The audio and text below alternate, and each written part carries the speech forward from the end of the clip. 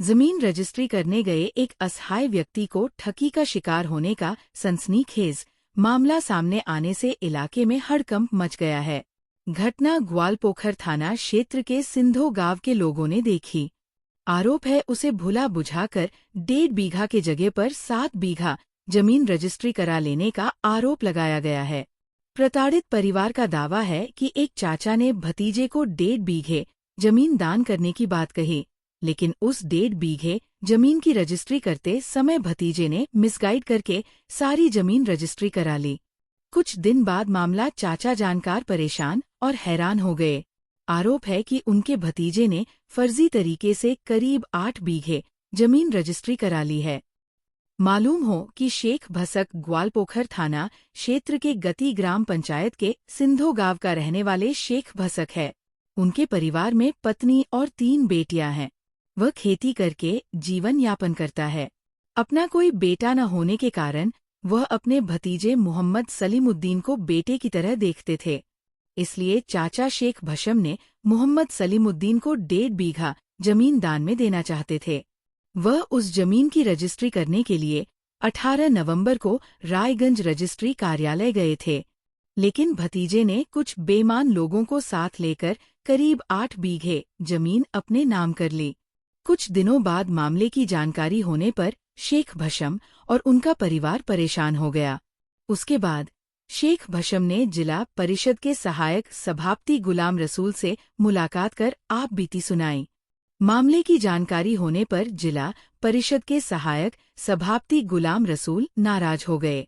उन्होंने तत्काल जिला प्रशासन और पुलिस प्रशासन को घटना की जांच कर उचित कदम उठाने की अपील किए है। इतना ही नहीं, उन्होंने प्रताड़ित शेख भशम को लेकर जिला रजिस्ट्री दफ्तर के अधिकारियों से संपर्क कर जरूरी कदम उठाने की अपील किए है। आरोपी की पत्नी ने भी स्वीकार किया कि उनके पति ने 7 बीघे जमीन रजिस्ट्री कराई है। इधर जिला रजिस्ट्री दफ्तर के सूत्रों से मिली जानकारी अनुसार शिकायत मिलते ही विभाग ने उस रजिस्ट्री को पेंडिंग में डाल दिया गया और जरूरी कदम। আপনার নাম কি? ভাসাম আচ্ছা, এই জায়গাটার নাম কি? সিন্ধু। সিন্ধু। হ্যাঁ। কি অভিযোগ আপনার? অভিযোগ আমার জমিনটা বেশি করে লেলেছে বিক্রি করে। কে নিয়েছে? আমার ভতিজা। ভাতিজা? হ্যাঁ, আচ্ছা, মানে কি, মানে শুরু থেকে বলেন কি হয়েছে? এই জমি 1.5 বিঘা ভিত দুবার চাইছিলাম, তো চলে গেলে আমাকে লে তো যে 1.5 বিঘা ভিত বদলি একদম গড়াহানে লেলে ওটা জমি নিয়ে নিয়েছে? গড়া জমিনে লেছে। তো আপনাকে কিছু জানায় নাই? নাই না জানা। কোথায় গেছিলেন রেজিস্ট্রি করতে? এই রায়গঞ্জ। রায়গঞ্জ। ওখানে কি হলো? তো রায়গঞ্জে গেলাম, তো কয়েছে তা আমাকে এটা দেখাও, ও পড়া দেখাও।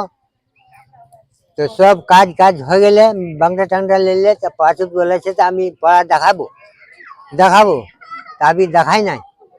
পরে কি কি জানতে পারলেন আপনি? পরে জানতে পারলাম। তো পরে পরে কি জানতে পারলেন? পড়েছেন আমরা কি কোনো জমিনটা আমার আদমিকে লেগে ডাক্তারের ঘর। তা আমার ভতিজা বলেছে গাড়ি पर লসতে তো লোক বলে তো কেন তুমি গোটা জমি গান দিয়ে দিন মোর ভতিজা। তো পাতা আমরা পাচ্ছি। পাতা পানা আমরা ও মানে সাধারণ মানুষের কাছ থেকে আপনারা জানতে পারেন, গ্রামবাসীদের কাছ থেকে, যে হ্যাঁ। আপনি সম্পূর্ণ বলে তো জমিটা আমি আপনার জানতে কাছ থেকে দিয়ে দিয়েছেন। হ্যাঁ তারপরেই জানতে পারলাম। হ্যাঁ, তব জানতে পারেন আমরা। আপনি যখন ওখানে রায়গঞ্জে অফিসে যখন আপনি ওটা দিলেন, তো অফিসার আপনাকে কিছু বলেনি? অফিসার বলি কথা জমি বিক্রি করলেন, আমরা কোনো ঠিক আমরা 1.5 বিঘা পেয়ে। তারপরেও আপনাকে কিছু বলেননি? না উনি কাগজ দেখেও কিছু বললেন না না, কিছু না বলে। বললাম যে এই যে জমিটা আপনি দিলেন, এটা কি টাকার বিনিময়ে দিয়েছেন না এমনি দান করেছেন? দানে করেছি আর কি। দানে করেছেন, হ্যাঁ। টাকা নেননি আপনারা? না না। 1.5 বিঘা জমি দিয়ে কথা হ্যাঁ বলছেন। হ্যাঁ, কিন্তু আপনার ভাস্তা কি করলো? সম্পূর্ণ জমিটা নিয়ে নিল। লেলে গোটান কতখানি জমি? 8 বিঘা। 8 বিঘা জমি পুরো। হ্যাঁ। আপনারা কি থানায় অভিযোগ করেছেন? থানায় অভিযোগ করেছি। কি নাম আপনার? ভসম। না, আগে তোমাদেরকে আমি ধন্যবাদ দিচ্ছি যে তোমরা আজকে আসছো এখানে আমাদের। এই খবর শুনে আমরা নিশ্চয়ই কালকে গিয়েছিলাম ওখানে রায়গঞ্জের রেজিস্ট্রার অফিস। আমরা শুনতে পারলাম 20 তারিখে, 18 তারিখে রেজিস্ট্রি হয়েছে, 20 তারিখে আমাদেরকে পরিবার লোক আসে বললো যে এরকম আমি 1 বিঘা জমি রেজিস্ট্রি দিয়েছি, 9 বিঘা জমি আমাদের কাছে নিয়ে নিয়েছে। তো আমি সঙ্গে সঙ্গে আমাদের জেনুল ভাই আসলো আমার অফিসে, উনিও ছিল ওখানে। তো আমি সঙ্গে সঙ্গে ডিএম সাহেবকে ফোন लगाई दिला, मैंने डीएम साहब ऐसा ऐसा हुआ है, एक गरीब आदमी का जमीन 1 বিঘা জমিন देना चाहता था, 9 বিঘা জমিন রেজিস্ট্রি ले लिया है। তো ডিএম সাহেব আমাদেরকে আশ্বাসন দিল যে আমি ওই ক্যাবেলার গুলা পেন্ডিং করাই দিচ্ছি। ঠিক ডিএম সাহেবের আমরা ধন্যবাদ দিচ্ছি, ডিএম সাহেব সঙ্গে সঙ্গে ফোন করে রেজিস্ট্রারকে পেন্ডিং ক্যাবেলাগুলোকে পেন্ডিং ইস্যু করে নিয়ে ক্যাবেলাগুলো রেখে দিয়েছে, ক্যাবেলা ডেটগুলো রেখে দিয়েছে। তো খুব আমাদেরকে ভালো লাগলো যে আমাদের ডিএম সাহেব ভালো কাজ করেছে। আমি ডিএম সাহেবকে ধন্যবাদ দিচ্ছি, শুকরিয়া আদা করছি ডিএম সাহেবের। তারপরে আমরা কালকে গেলাম ওখানে রায়গঞ্জে রেজিস্ট্রি অফিস ঢুকলাম। আমরা কোনোদিনের রায়গঞ্জের রেজিস্ট্রি অফিস আমি যাইনি, কোনোদিনের যাইনি, প্রথমবার গেলাম আমি। কোনো অভিযোগ আসেনি আমাদের কাছে, সেজন্য আমরা যাইনি। সেদিন অভিযোগ পেলাম, তারপরে আমরা গেলাম। আমাদের জেনুল ভাই জেলা পরিষদের রিপ্রেজেন্টেটিভ উনিও ছিল আমার সঙ্গে। তো আমাদের এখানকার পঞ্চায়েত সমিতির এলআরএ কর্মাধ্যক্ষ উনিও ছিল, ফজলুর রহমান, আমিও ছিলাম। তারপরে যে পরিবারের কাছে রেজিস্ট্রি নিয়েছে, ও স্বামী স্ত্রী আর 3টা মেয়ে, ছোট ছোট মেয়ে 3টা বাচ্চা, ওরাও গিয়েছিল। ওরাও যাই বললো রেজিস্ট্রারকে না আমরা 1 বিঘা, তখনও ও বললো কি আমি 1 বিঘাই দিয়েছি।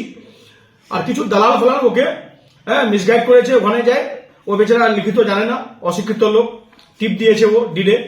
তো ও বুঝতে পারেনি, ওখানে ওকে অন্ধকারে রেখে ওর জমি 9 বিঘা জমি ডিড করাই দিয়েছে। কি করেছে এটা করাইছে? এখানে 2-1 আছে, আমরা ওদের নামে কমপ্লেনও করেছি থানায়।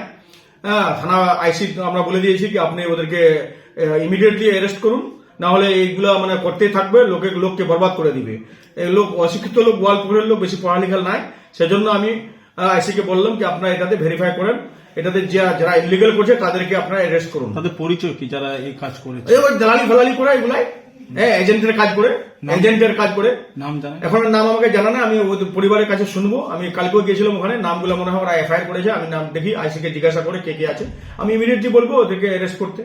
তারপরে আমাদেরকে ওখানে রেজিস্ট্রার আমাদেরকে আশ্বাসন দিয়েছেন যে উনি বলছেন কি না ঠিক আছে আমরা দেখছি এই জিনিসটা, না হলে কেবল আমাদেরকে আনভিলেট করতে হবে, এরকম ধোঁকাবাজিতে কাজ করেছে। সেই জন্য এটা আমরাও একটা লিখিত দেবো আমরা প্রশাসনকে, যেন এইগুলা বন্ধ করা হয় আর এদেরকে অ্যারেস্ট করা হয়। তো আমরা কালকে বললাম আমরা না হলে আমরা বিরাট ভাবে আন্দোলন করবো রেজিস্ট্রার অফিসে রায়গঞ্জে, তখন আপনারা বুঝবেন কি হবে না হবে।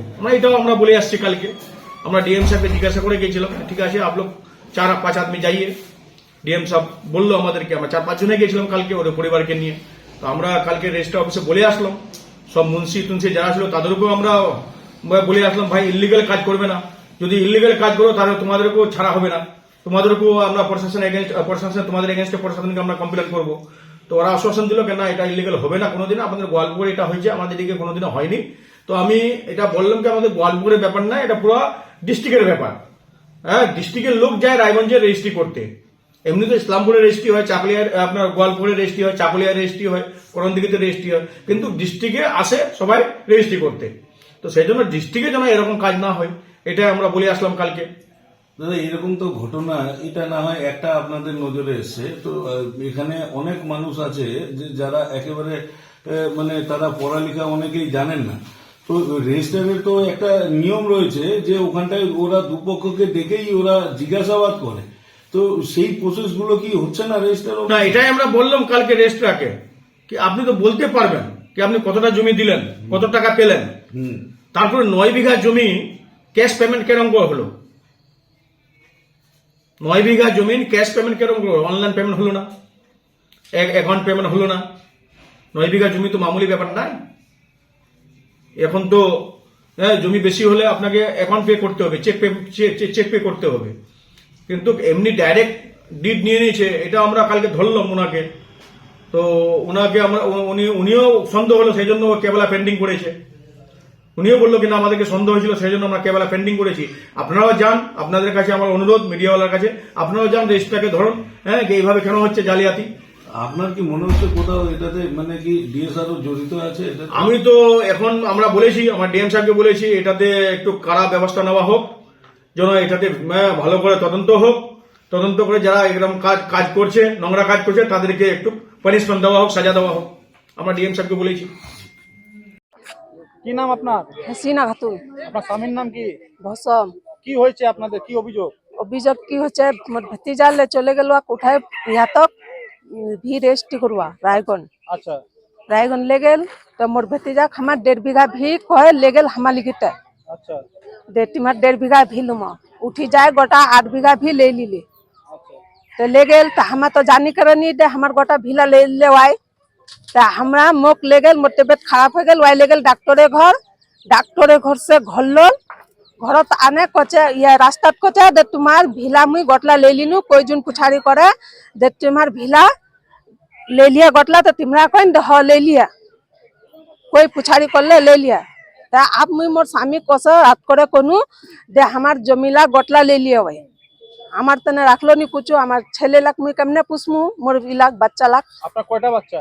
3টা মেয়ে মেয়ে আছে? হ আচ্ছা মেয়ে লাখ আছে আমার তো আপনার ভাস্তা আপনাদেরকে না জানিয়ে পুরো জমিটা হাফিজ করে हाँ নিয়েছে। हाफिज को लिया गोटा जमीदा ले लिया কতখানি জমি? 8 बीघा 8 বিঘা। हाँ 8 বিঘার মধ্যে আপনি কতটা দিয়েছিলেন? हमार 1.5 बीघा बचा चिनो আচ্ছা আচ্ছা 8 बीघा अंदर हमार 1.5 बीघा बात कोई ना 1.5 बीघा को हमार लीगल ও 8 বিঘাই লেখা নিয়েছে। हाँ गोटा 8 बीघा लिखे लिया আপনার ভাতিজার নাম কি? हमार भतीजा नाम सलीमुद्दीन কি করে उन्हें? उना कुछ नहीं कोई आला মানে কি করে, কাজ কি করে? माने केरला खोटे छे তো আপনার কবে রেজিস্ট্রিটা হয়েছে? 18 तारीख को थे 18 কি নভেম্বর মাস 18? हाँ সেদিন কি আপনার ভাস্তা ছিল? हाँ এখন माने এখন কোথায়? आला केरला छे আচ্ছা কেরালায় আছে। हाँ केरला छे কি চাইছেন এখন আপনি? हम वापस घुमाए मांगची কি মাংছেন? जमीटा জমিটা ওপাস করছে। हाँ কি নাম বলেন আপনার? सीना खातून আপনার নাম কি? सालिया बेगम আপনার স্বামীর নাম কি? सलीमुद्दीन হ্যাঁ सलीमुद्दीन সলিমউদ্দিন।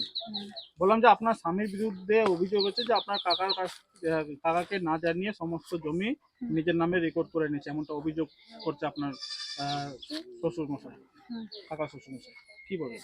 ওই বলেছে যে আমরা জেলায় খাচ্ছি ওইলা লি লি আমার বেশি মিলি আচ্ছা কতখানি জমি নিয়েছে আপনার স্বামী? আমার স্বামী 7 বিঘা 7 বিঘা জমি। মানে কার জমিটা? আমার চাচার ওই জমিটা কে নিয়েছে? আমার স্বামী স্বামী লিখাই নিয়েছে? হ্যাঁ আচ্ছা আপনি জানেন তো হ্যাঁ জানি ওই যে আপনার কাকাকে না জানিয়ে কিন্তু এই জমিটা আপনার স্বামী কিন্তু লিখে আমার কাকাকে বলি তো আমি জেলা জেলা খাচ্ছি ওইলা রেস্ট করল আচ্ছা আর दूसरा ला নিল আর ওর জেলা ছিল তো আর বেটিলা নামে 3 বিঘা দিয়ে দিয়া বাকি জমিটা? বাকি জমিটা 7 বিঘা হামালি 7 বিঘা রেজিস্ট্রি করে দিয়েছেন তো? বাকি বেলা জেলা ছোট আছে 1 বিঘাটা মাটি করে আপনার স্বামী 7 বিঘা জমি রেজিস্ট্রি করেছে। কি নাম আপনার? সালিয়া বেগম আপনার স্বামীর নাম কি? সলিমুদ্দিন কোথায় এখন সলিমউদ্দিন? ভারত ছে কি কি হয়েছিল, মানে কি আপনি কি দেখেছেন, আপনি কি ছিলেন কি সেদিনকা? আর ছিলাম ওই দিনকে। কি হয়েছিল? ওই দিনে হয়েছিল রেজিস্ট্রি ওখানে রায়গঞ্জে। সেলিমকে বললাম তো কতটা জমি নেবে, 1.5 বিঘা। মামাকে বললাম কতটা জমি দেবে, 1.5 বিঘা দিবে। ও তো কাগজপত্র সব রেডি আছে। আমি যাই ফিঙ্গার ফিলিং দিলাম আর মামা দিলাম বাংটা ফটো চিপকালাম। তোদের আর কিছু না, হাকিমের কাছে গেলাম, হাকিম কি বলছে ওই জানতে পারে। তারপরে কি জানতে পারলেন আপনি? তারপরে এটাই জানতে পারলাম, ও ডিটেলটা আমাকে শোনায় না কোন কোন খাসড়ায় তেলে। আমি মুন্সিকে বললাম, ও কি নাম বলছে, কালাম মান্নান আর ইয়া কামাল হোসেন, ওকে বললাম আমি কোনটা কোনটা খাসাতে জমি লিয়েছে বলে দেন, কেন বুড়াটা কই নাই, ছেলে পুত্র নাই, মেয়ে 3টা আছে। ওই বেবানি শতানে হয়ে গেলে বাদে প্রবলেম হয়, তো এসব কিছু হয় না পেলে। বাদে শুনতে পারলাম তো 7 বিঘা 7.5 বিঘা 8 বিঘা জমি লিয়েছে। 8 বিঘা জমি লিখে নিয়েছে। হ্যাঁ এখন মানে আপনারা কি চাইছেন এখন, আপনারা তো গ্রামবাসী? বুড়াকে ফেরত চাই জমি। ছেলে পুত্র তো নাই, আজকে 3টা ছোট ছোট মেয়ে আছে, আর মেয়ে পড়াতে নিখাতে শোনাতে গেলে কত টাকা খরচা হয়। এই জমিটা যে নিয়েছে ও কে হবে? আমার ভাই হবে, মামার বেটা ভাই, আর ভতিজা হবে মামার। যাই জমিটা দিয়েছে ওর ভতিজা হয়। সেদিনকে আপনি রেজিস্ট্রেশনে ছিলেন? ছিলাম আমি। কি নাম আপনার? তৈ দালাম। মানে ভোসমের ভাতিজা হবে যাকে দিয়েছে। হ্যাঁ, আর ভসমের আমার ভেগিনা হবো।